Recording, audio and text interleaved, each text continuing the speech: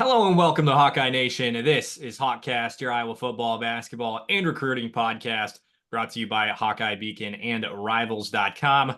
I'm your recruiting analyst and host, Eliot Clough, at Eliot Clough on Twitter. Joined by Kyle Jones of 11 Warriors today, independent OSU side, Ohio State, as of course the Hawkeyes take on the Buckeyes this weekend in Columbus. Before we get started, make sure that you subscribe on YouTube, hit that like button, drop a comment, and of course subscribe wherever you're listening as well. So Kyle joining us on short notice here, but he is ready to go. We appreciate him hopping on. And Kyle, with this conversation around Ohio State and Iowa, we'll talk about like the line and the spread and all that in a little bit, but I really think that this conversation has to start out with the weapons that Ohio State has offensively. I mean, you just kind of go down the list. Quinshon Judkins, TreVeyon Henderson in the same backfield. And then Emeka Egbuka, who's going to play in the NFL. And then I think Rivals' #1 prospect in the 2024 class and Jeremiah Smith. Like, how can one expect basically anybody to stop what they've got, even with the Iowa defense, right? I mean, even with Jay Higgins, Nick Jackson, and Xavier Wampa on the back end, and Quinn Schulte, who's been around forever. Like, how?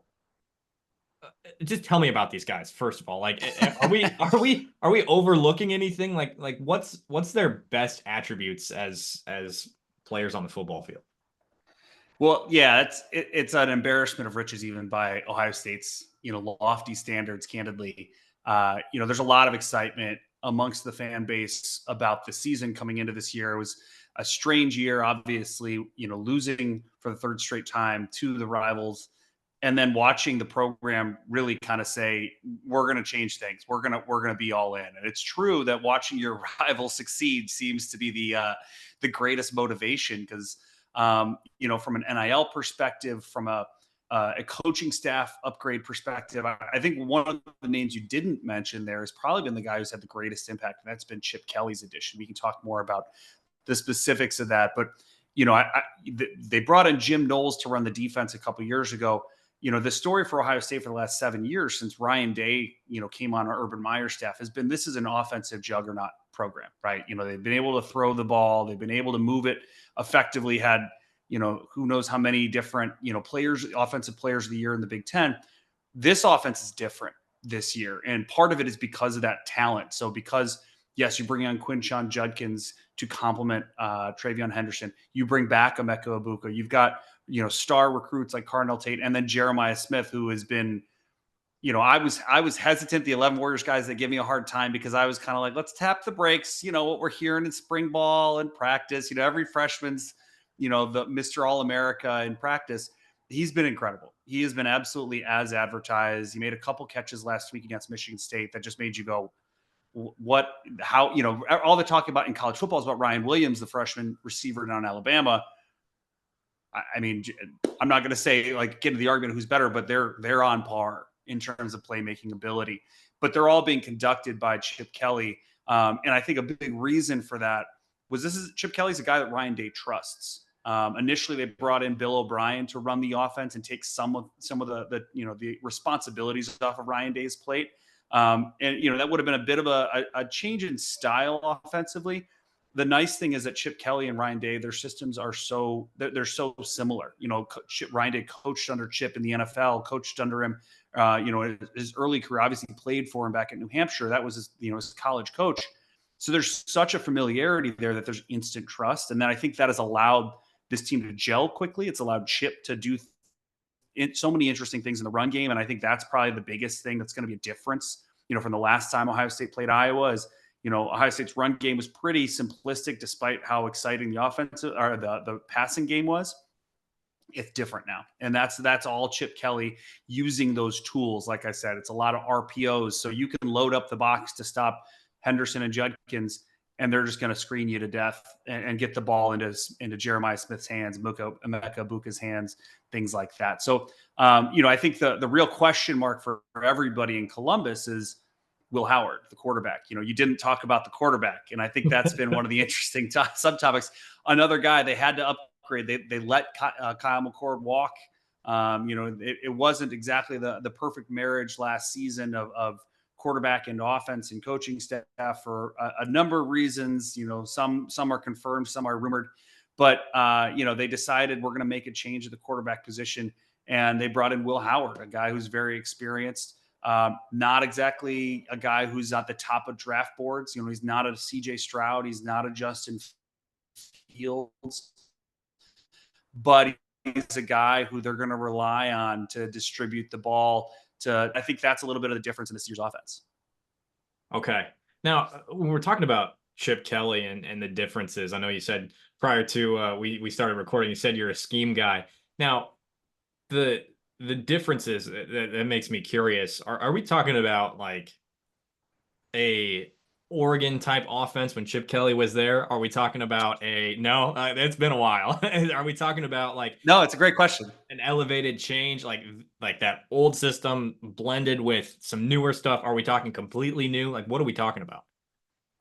Yeah, this was one of the things I spent a lot of the offseason talking about, because Ohio State fans have the same question of like, we haven't seen a lot of Chip Kelly. Not a lot of Buckeye fans, a lot of Big Ten fans probably weren't watching UCLA the last few years, but there had been an evolution since Chip did. He kind of flamed out of the NFL a few years back. He evolved, and that's a credit to him. He's not 4 wide zone read, up tempo zone read, just over and over and over again, like people probably remember. He loves tight ends. Let's start there. I don't remember Ohio State doing as much with their tight ends from a movement, from an alignment. You're seeing a lot of 13 personnel from Ohio State. They're still in the shotgun, but they're lining up 3 tight ends, and they're doing things. 2 weeks ago against Marshall, we saw what we call super counter, right? So a normal counter blocking play, you've got a backside guard and maybe one tight end that pull around and lead the back through the hole, going the opposite side. He pulled 2 tight ends and the guard. So they had 3 pulling blockers on one play, right? He was just like, let's just add more window dressing. Let's add more.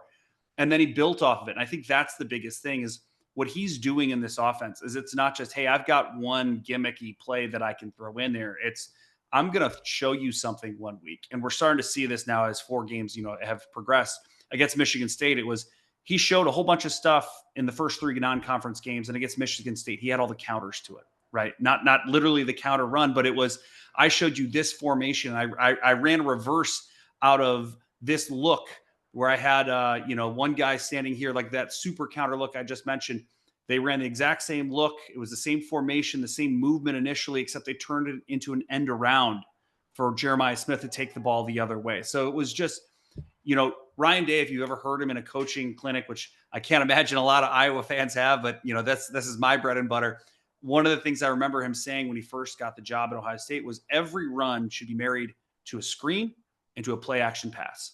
Everything, they should look the same. They should appear the same to the defense. You're in the same. So if you line up one way and you're going to run one run play out of it, you're going to run outside zone. That outside zone better have a screen you can run off of it that looks the same to stretch the defense, and then a play action pass. And that's, the screen may not be, but the play action pass is certainly right up Iowa's aisle, right? That's what the offense has been for years, right? We're going to run it, give you that look, and then we're going to kill you with a play action pass off of it.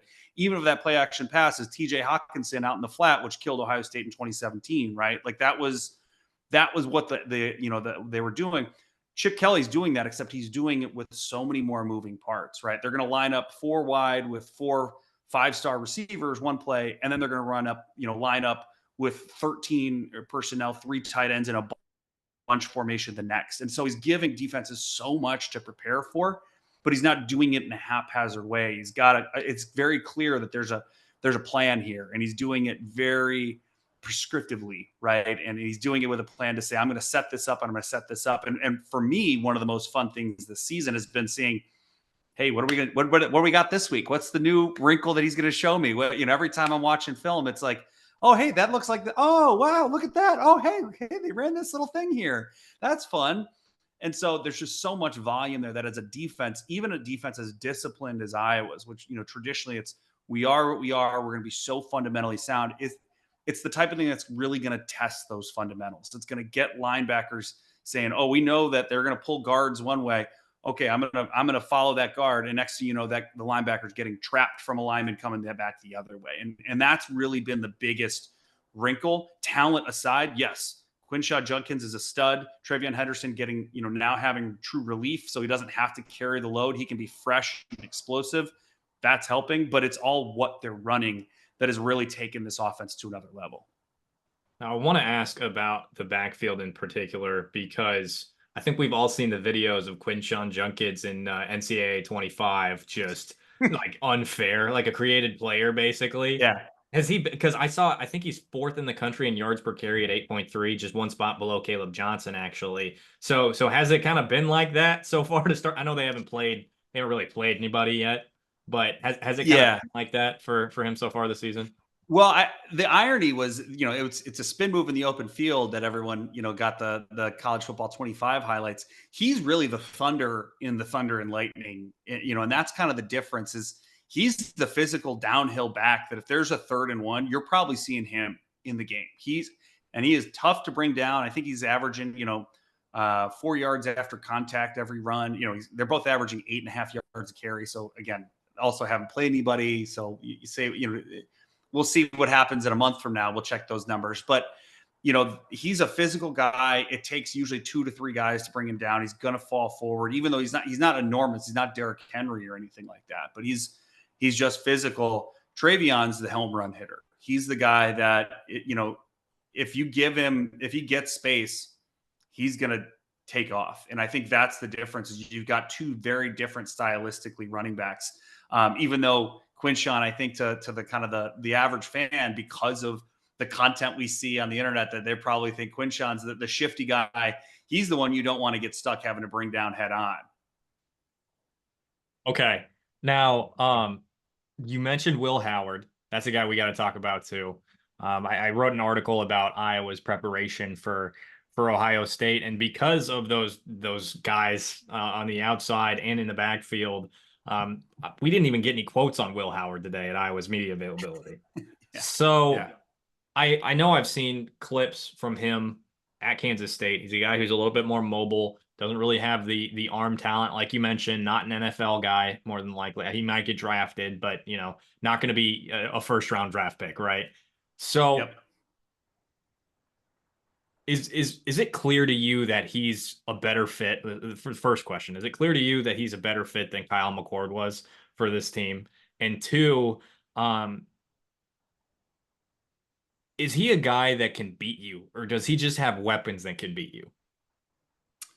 It's a great question. I think the fit part, and this is funny to come from the scheme guy to say this, his fit with the team has been so much more off the field.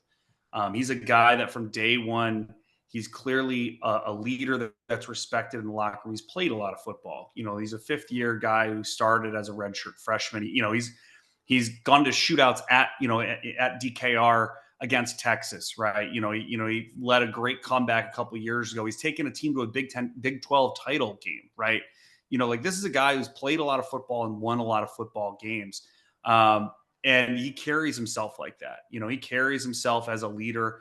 It's interesting every single week in media availability. You guys know the traditional, it's like, hey, who are we going to get this week? Are we going to get a player? It's usually the head coach and maybe an assistant. Every week this season, there have been 3 people that come to every, the Tuesday media availability. It's Ryan Day, Jim Knowles, the defensive coordinator, and Will Howard. And he stands at that podium and he answers questions and he does it with command. And you can tell on the field that those guys, they trust him. And there's a leadership element that I think, and again, this is not a knock on Kyle McCord. Kyle McCord was a young guy playing, starting for the first time. And that's tough. He's still trying to get his feet wet. Will Howard's been in it, and those guys know it. This is a very veteran team, right? It's not just Will Howard. Like we said, Emeka Egbuka came back. The offensive line is very senior. Seth McLaughlin, the center, who's a 5th year, who transferred from Alabama, who's probably been Ohio State's best offensive lineman. Those 2 guys as your battery is a huge improvement in terms of the intangibles, right? They're making all the calls. One of the big things that Will Howard says, to your point of can he beat you? He might not beat you with his arm talent, but he'll tell you he's the run game coordinator. His job, and he takes pride in it, is getting up there and saying, What look are we getting from the defense? What is the play that's called? Do I need to change it? Do I need to tweak it? Do I need to get us into something better? How are we going to get to a play that's successful, excuse me. So there's a little bit of that coach on the field that, comes from experience. And I think that's been the biggest difference for him in the fit in this offense. Because, and he'll also tell you, my job is to get it to those playmakers. My job is to get it to Quinshon, is to get it to Jeremiah Smith, and get it to Emeka. That's his job, and he takes pride in that. I, want to believe that that's all a quarterback would have to do. But I also I'm old enough to know that, like, he's going to have to make some plays. He's going to have to make some plays, on his own. And again, he's led a big comeback at Texas. And so he's capable. It's the consistency, he'll make one or two throws every game that make you just go, what are you doing? He threw a terrible pick last week against Michigan State, threw in a double coverage, and he threw it and instantly darted to go make a play. And he's on the ground after, trying to make the tackle, pounding the turf, because you could see he was frustrated. He knew he made the mistake. This was not a guy who's going, I don't know what I'm doing out here. What just happened? It was a shoot. I know what I did wrong and I've got to fix it. And typically he's fixed it. He doesn't usually make the same mistake twice in that regard, but you got to clean that up. If the goal for Ohio State, which it is very clear. And that's playing in that game on January 20th in Atlanta. That's what Ohio State's success is this season. Yes, it's beating the team from up north, at the weekend after Thanksgiving, but it's that, and it's playing in Atlanta for all the chips in mid-January. That's what this team's goal is, and that means you got to have a quarterback that can do it. Now, I know in the spring and summer, some folks were talking about Julian Sayin transferring in from Alabama, potentially taking over at quarterback. Has that conversation kind of died? Well, it's good timing. He obviously was a huge recruit. Ohio State was his second place, supposedly. And then when Bill O'Brien left Alabama for Ohio State, he followed him and then stuck around. Obviously, he thought, I've got a good offense to play in. That Ryan Day's passing game's NFL caliber, and I can learn from it. He's a true freshman.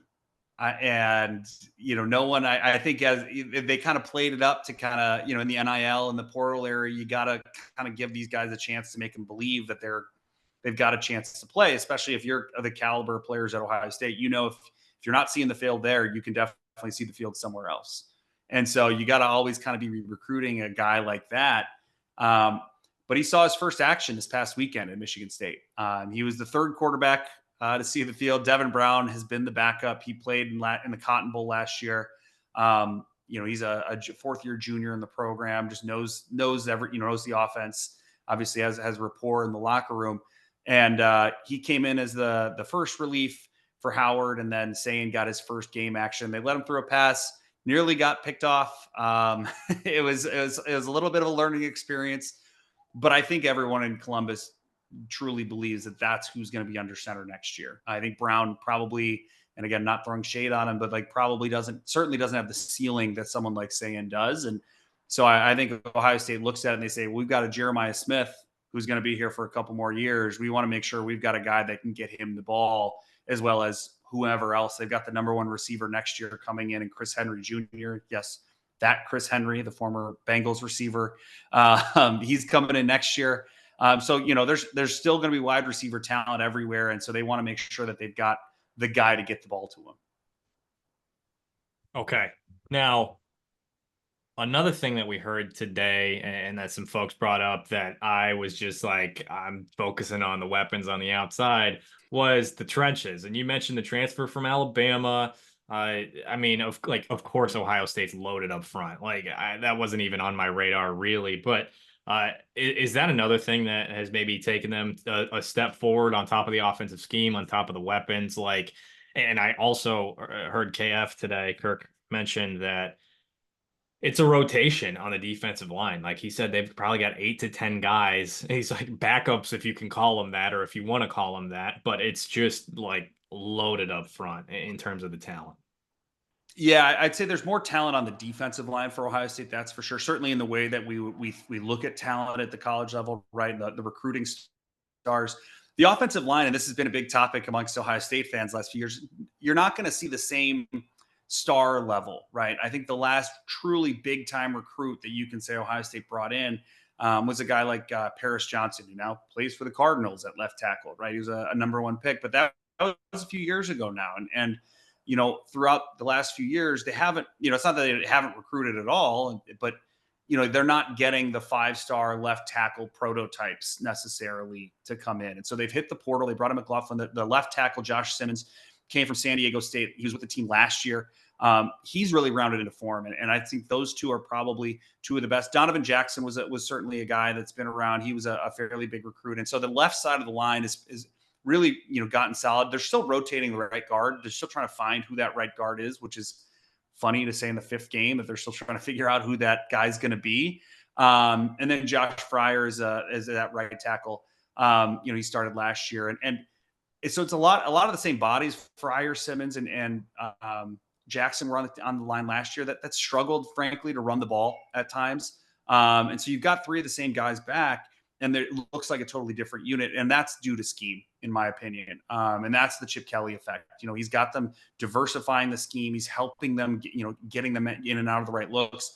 Pass protection has been excellent thus far, although granted the level of the level of talent they've played, they're not exactly facing, anybody who's going to be rushing the pass in the NFL likely that thus far that they've seen. But they've been super clean on that side. So it's been an improvement. I think the Iowa line is going to be probably a really great test for the Buckeyes. I think a lot of folks in Columbus are really interested to see how Ohio State does against Iowa's front, especially running the ball, but also in pass protection. Is this offensive line for real? I think, we want to believe it, but no one's totally buying it yet, just because the line the last few years has probably been the weak spot on this program. On the defensive line, though, yes, there is the 5-star talent everywhere you look. You've got NFL guys at end. There's probably 5 NFL guys playing defensive end for this team right now. Some of them are freshmen, but there's a lot of talent there. Jack Sawyer, JT Tuimoloau are certainly the names. They were both 5-star guys, and they're seniors now, and they're playing like it. Tyleik Williams is the name to know in the middle. Big defensive tackle who's athletic and makes plays despite being probably 315 pounds. And so he's a guy to watch for. He's been dinged up the last few weeks. Didn't play a lot. He didn't play the last 2 weeks, I should say, but he's supposed to be back for this game. And then there's a lot of young guys at tackle that are starting to show. Cade McDonald, Hero Kanu were both big recruits, and they're getting their first real taste of playing time. So, yeah, the defensive line's got the star talent. They've got the NFL guys, and I think Ohio State fans are hoping to see them continue to play well against Iowa. I think, so the known offensive challenges in Iowa's passing game has a lot of Ohio State fans excited to see what can happen. Also, you noted, we talked offline, but the Cade McNamara is on this roster, and there's a contingent of Ohio State fans that would love to see Cade McNamara in the dirt, not for anything he did in Iowa City, but from where he came from. And so I think that's an area that Ohio State fans are definitely going to be watching this weekend. So you mentioned Ohio State and their pass pro and really seeing what they can be, or what it's an evaluation period, more or less, the real true test they've faced. One thing that I've been really, I don't know if excited is the right word, or intrigued by is probably the best way to put it, is Iowa has a pass rush package that they've started to use on 3rd down, where it's 3 defensive ends on the front 4 of the defensive line.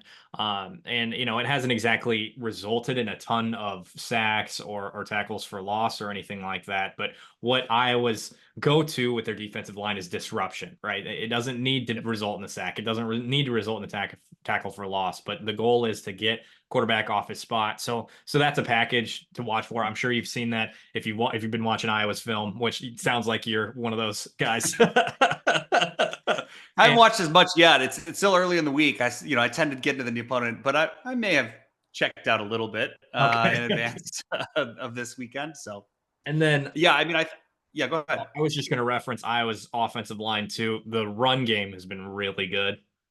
Pass pro has been iffy, but you could probably put a little bit of that on Cade too, in that he might not be getting the ball out as quick as possible, or he's making a wrong read, or we heard a lot about timing over the bye week from Tim Lester and them really not being on the same page at times, he and his wide receivers. So that's part of it too, and that is definitely a place of concern for Iowa, with especially with all the 5-star talent that you laid out. So, I mean, experience is great. I mean, I think prior to the season, Iowa's offensive line, the 7-ish guys that they'll use in that rotation, have over 200 games played together, but it hasn't been exactly good games. Like, so again, run game has been good. The offensive success is going to be contingent on Caleb Johnson, one of the best running backs in the country.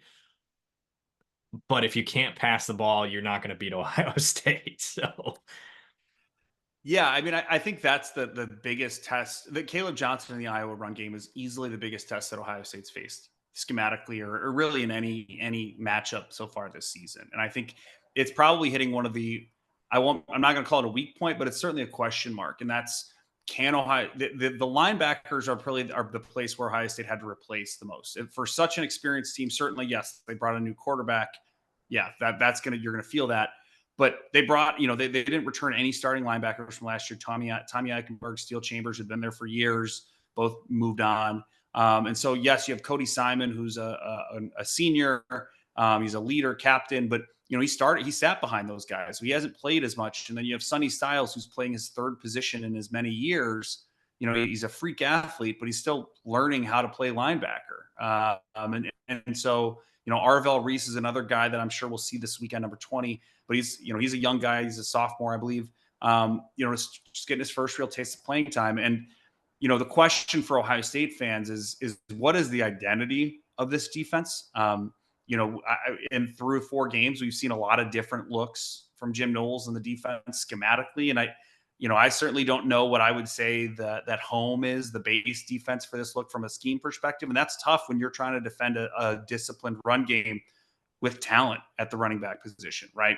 When you've got a back like Johnson that can hurt you for making a mistake, that's the recipe that I think for Iowa to make this game competitive, is keep Ohio State's defense on the field by moving the ball, finding those creases in the run game, making not necessarily the defensive line, as talented as they are, they're going to get tackles for loss, but you're also going to be able to create creases, in Iowa's best case scenario. And what I'm going to certainly be watching for is Iowa able to create creases where the linebackers are out of position. Are they being tested with misdirection, with play action, things like that from Iowa, that are able to keep Sonny Styles a beat long, or filling the gap incorrectly and allowing Johnson a crease to get 8, 9, 10 yards. That's the worst case scenario for Ohio State in this game, is Iowa just sits on the ball, keeps Ohio State's offense from getting any rhythm, and suddenly we're looking at a clunker and a snooze fest. That's the recipe. Certainly, Iowa fans, I know you guys have seen those games over the years. Ohio State doesn't. That's the reality, is Ohio State's not used to playing those games. They're not used to getting dragged in the mud, except for the last game of the season. And as everybody knows, like the last few years, that has not been a place Ohio State wants to play. Ohio State wants to get into shootouts. They want to make it about the skill talent. They want to play the game on their terms, which is, I want to put my guy on the edge out with your guy on the edge because we're going to win. We don't want to have a fist fight in a phone booth, because those aren't the games we typically win. And so to know that Iowa's game plan is 7 really experienced offensive linemen and a talented running back, that's a stiff challenge for this Ohio State defense, because the talent really is in the back end and the secondary, which we haven't even talked about yet. yeah, we haven't. I know Caleb Downs was like the guy back there coming in from Alabama. I mean, there was a battle for the guy that I mentioned, Xavier Wampa. Of course, he's had a bit of a struggle so far this season. Got beat against Ohio State. Now he's splitting time with Cohen Entringer. But there was a battle for a reason, is what I'm getting at. Xavier Wampa was a 5-star recruit from Iowa, but Ohio State has just churned out some of these first-round draft picks on the back end. I mean, is it still like that for Ohio State's DBs? Are they just flying around, like being some of the best that the college football level has to offer? Yeah, I think this is it's a little bit unique, certainly for the Big Ten, in that it's really a 3 safety system that Jim Knowles is running. He's not playing three deep safeties at all times, although they can.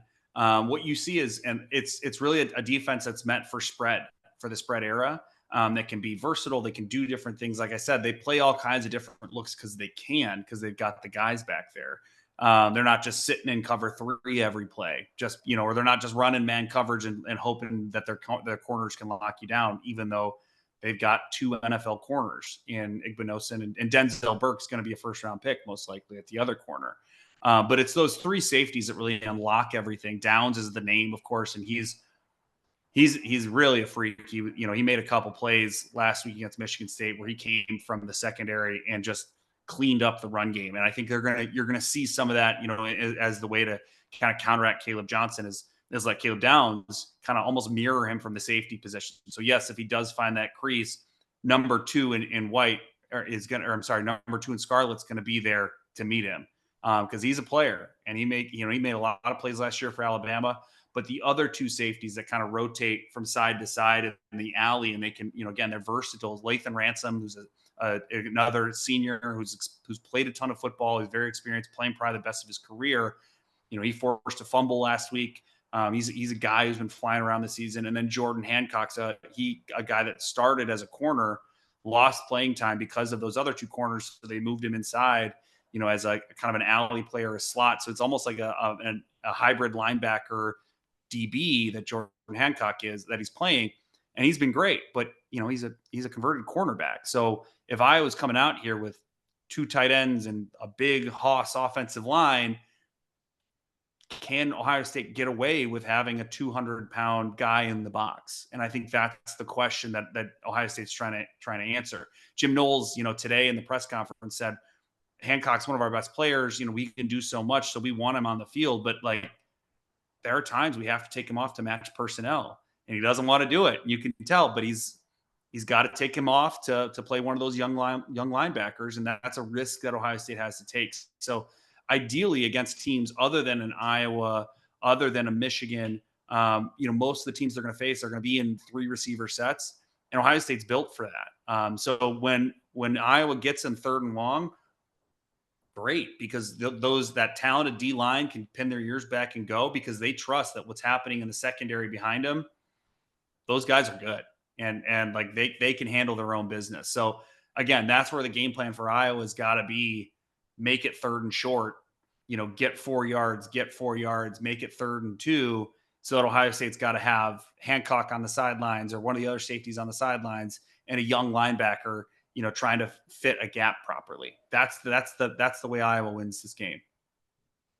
So is just to revert back to Downs a little bit, is he effectively a nickel, given that they've got two safeties on the field with him? What does that look like? Yeah, so it's a great question. So he's actually the free safety. He's the middle safety. So they play like a strong safety, and that's technically who's really the nickel, who kind of matches up to the passing strength. So if you ever have, if you're three wide, you've got one side with two receivers and one side with a tight end and a receiver. He goes to the two receiver side, and he's the guy in the alley.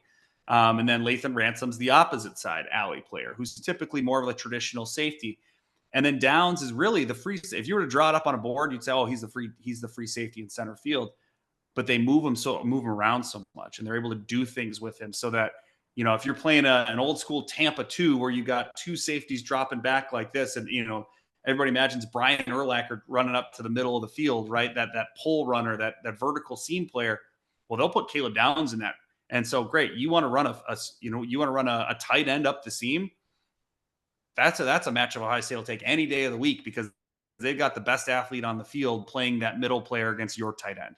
And he might be 6'4", but this dude's an all-world athlete. So we'll take our chances, in pass defense that way. So they really do a good job of moving him and getting him in places so that he's able to fit the run. He's able to make plays against screens. But yes, he's also a talented defensive back that, he's not somebody's going to sit way back. He's much more the Bob Sanders, line of thought from an Iowa perspective. He's a guy who will remind you that. We look at him like Michael Doss, a name going way back to that Sanders era, a guy who's just, he's off the TV screen, and then all of a sudden number 2's at the ball making a play. That's the kind of guy that Downs is. So, you might go 2 possessions without seeing him on the screen even, and then suddenly he's right around the football making a play. The rich got richer, huh? Like, what do you do, you know? Okay, A little well, bit. yeah. So we hit a few things. You mentioned the way Iowa can make this a game, knockdown, drag out fight, right? Which, by the way, you mentioned no one scheme, all that. Take me to the Kyle Jones School of Football at some point. I would love to learn a little bit more. You're talking to a high school cross country runner, so would love to learn a little bit more. But we got to wrap this pod up. Before we get out of here, Kyle, who wins? Why? Final score. Well, I haven't made my official final score prediction yet, but I do. I mean, I feel good about Ohio State being at home. Certainly, that's helping. It seemed like the first road game was good to get under their belt last week in East Lansing. I do think that the passing game challenges for Iowa are going to be too much for the Hawkeyes to be able to overcome the talent disparity. I think again, allowing that secondary to mess with what they're showing Cade McNamara and allow the defensive line to get home, creating some turnovers. I don't think Ohio State's able to score as much as they want. I think this is probably the first real challenge that we see that the run game slowed down. Although that's certainly what I'll be watching, candidly, is to see are they able to run the ball efficiently. But there's so much explosive firepower that I can just see. Whether it's Jeremiah Smith getting behind the defense, which he has already done 4 or 5 times this season.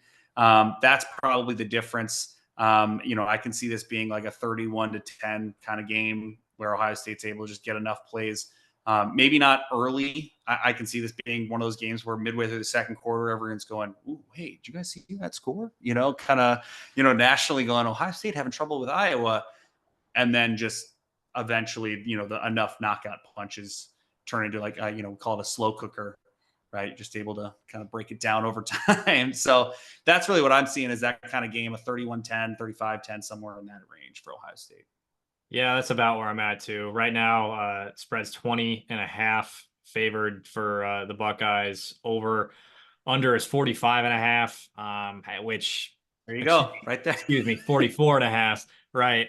But yeah, it's I just there's too much talent on this Ohio State team, right? Like you can scheme things up, you can try to make Ohio State play your game, but there's only so much of that you can do when it comes to the talent that Ohio State's roster has. Urban Meyer said preseason it's the most talented Ohio State roster he's ever seen, which that's a hell of a statement from Urban Meyer, who won a I would national agree with him, title. though. Sorry. Yeah, I would agree. I would agree with him, though. That's the Okay. thing. It's kind of wild. I've been obviously following this team for decades. It's a special collection of talent. The one thing that I would be looking for and that would give me hope as an Iowa fan is I can promise you that everyone in Columbus is thinking about next week. The trip to Eugene to take on Oregon has been circled, highlighted. That's what everyone in Columbus will tell you. There's 3 games we know about. We can tell you about 3 games on the schedule. It's the Oregon game, the Penn State game, the Michigan game, and everything else kind of leads up around it. So I think there's a hope from an Iowa perspective that there's a little bit of look ahead, kind of not really getting up for this game, focused on next week. Even from a coaching perspective, are they holding something back or trying to show something for Oregon's sake rather than how do we beat the Hawkeyes? So that's another thing just to keep in mind here.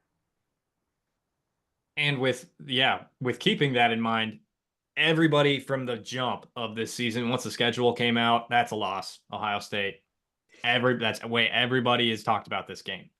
And that was I mean, I'm in the same boat, right? Like I just don't see it. And that loss to Iowa State is probably going to come back to bite them in the butt in terms of getting to the college football playoff, because now you can really only have one loss as Iowa and get in, especially with this weak schedule, unless Wisconsin, starts to miraculously look better, and so does Northwestern and Washington, right? Yeah. Like it's just too weak of a schedule to where you almost have to beat Ohio State and run the table in order to get in. So I just don't see that happening.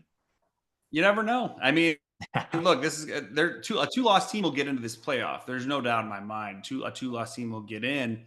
And if one of those losses is to a very good team, a clear bye team, things like that, if you're an Iowa fan, and this of course sounds like for me, if Iowa loses to Ohio State, you should all be the biggest Ohio State fans for the rest of the season and say, hey, let that team run the table because that makes our strength of schedule look that much better. Yeah, we lost on the road to the best team in the country. So, we'd love to welcome you on the bandwagon for the next couple months if you'd like to join us.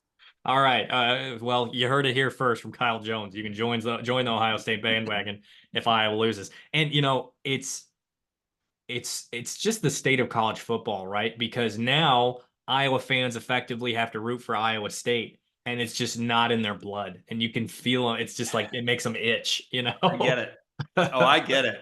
Yeah. Trust me, we understand how that works. So, luckily we don't typically have to deal with it after the fact, but there've been a couple times, a couple Big Ten championship games. We're like, no, it looks better if they win.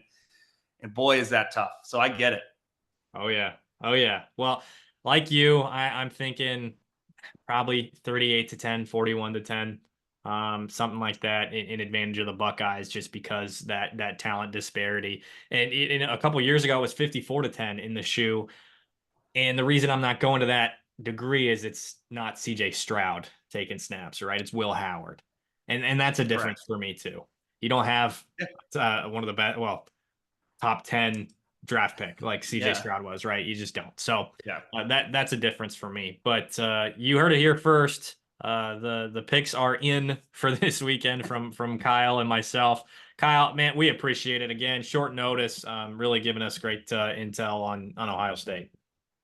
I appreciate it. Thanks for having me on. All right, folks, we appreciate you tuning in to this episode of HawkCast. Once again, folks, I am Eliot Clough at Eliot Clough on Twitter. Before you get out of here, make sure you drop a like, drop a comment. Let us know what your final score prediction is for this weekend with Iowa and the Buckeyes. And stay tuned. We got a bonus episode with a special guest coming tomorrow with Adam and Ross. I won't be around, but you definitely want to stay tuned for that. Again, I am Eliot Clough at Eliot Clough on Twitter. For now, we will see you next time.